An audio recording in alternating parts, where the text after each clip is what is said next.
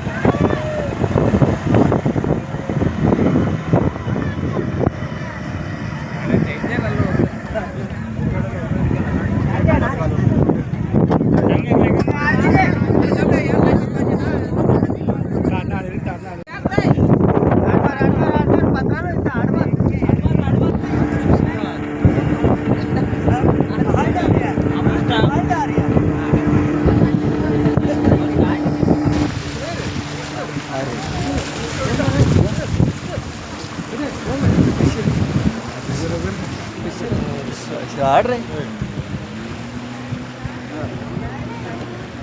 अरे पांडे येलो खाऊन पांडे